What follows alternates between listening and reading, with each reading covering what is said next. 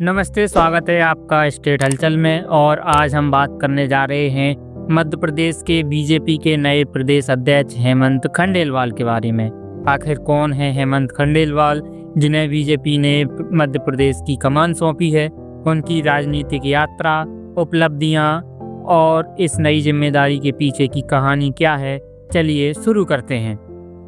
सबसे पहले तो ये खबर ताज़ा है कि 2 जुलाई 2025 को हेमंत खंडेलवाल को आधिकारिक रूप से मध्य प्रदेश बीजेपी का प्रदेश अध्यक्ष घोषित किया गया है। केंद्रीय मंत्री और चुनाव प्रभारी धर्मेंद्र प्रधान ने इसकी घोषणा की। हेमंत खंडेलवाल निर्विरोध चुने गए क्योंकि उनके अलावा किसी और ने नामांकन ही दाखिल नहीं किया। लेकिन सवाल ये है कि हेमंत खंडेलवाल को इतना भरोसा क्यों मिला? आइए उनकी ज़िंदगी और करियर पर एक नज़र डालते हैं। हेमंत खंडेलवाल का जन्म 3 सितंबर 1964 को उत्तर प्रदेश के मथुरा में हुआ था। उन्होंने बैतूल के JH गवर्नमेंट कॉलेज से BCom और LLB की पढ़ाई पूरी की। पेशे से व्यवसायी हेमंत की शादी पश्चिम बंगाल की ऋतु खंडेलवाल से हुई है, लेकिन उनकी सबसे बड़ी पहचान है उनकी राजनीतिक विरासत। उनके पिता विजय खंडेलवाल बीजेपी के कद्दावर नेता थे और बैतूल से 4 बार सांसद रहे, यानी हेमंत को राजनीति विरासत में मिली है। हेमंत खंडेलवाल की राजनीतिक यात्रा की शुरुआत तब हुई जब 2007 में उनके पिता के निधन के बाद बैतूल लोकसभा सीट पर उनका चुनाव हुआ।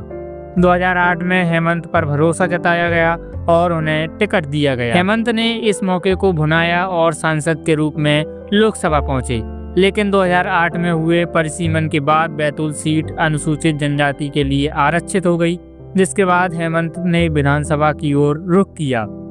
हेमंत खंडेलवाल का राजनीतिक करियर बेहद शानदार रहा है। आइए उनकी प्रमुख उपलब्धियों पर नजर डालते हैं। 2008 एवं 2009 में बैतूल से लोकसभा सांसद के रूप में चुने गए। 2010 से 2013 तक बैतूल जिला बीजेपी के अध्यक्ष रहे, जहां उन्होंने संगठन को मजबूत किया। 2013 से 2018 तक बैतूल से विधायक चुने गए और शिवराज सिंह चौहान सरकार में कई अहम जिम्मेदारियां भी निभाई।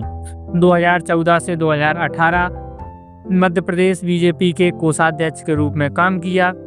2023 में दूसरी बार बैतूल से विधायक चुने गए, जब उन्होंने कांग्रेस के निलय डागा को हराया। वर्तमान कुशाभाऊ ठाकरे ट्रस्ट के अध्यक्ष हैं और अब मध्य प्रदेश के बीजेपी के प्रदेश अध्यक्ष। हेमंत खंडेलवाल को संगठन में उनकी मजबूत पकड़ और राष्ट्रीय स्वयंसेवक संघ के साथ नजदीकी के लिए जाना जाता है। वे RSS के वरिष्ठ पदाधिकारी सुरेश सोनी के करीबी माने जाते हैं। इसके अलावा उनकी सादगी और कार्यकर्ताओं के बीच लोकप्रियता उन्हें एक खास नेता बनाती है।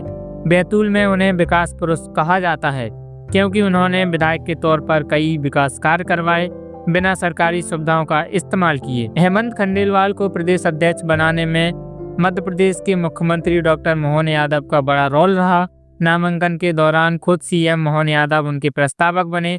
इसके अलावा पूर्व CM शिवराज सिंह चौहान, केंद्रीय मंत्री ज्योतिरादित्य सिंधिया, वीरेंद्र खटीक, उप मुख्यमंत्री जगदीश देवड़ा और निवर्तमान प्रदेश अध्यक्ष BD शर्मा ने भी उनके नाम का समर्थन किया।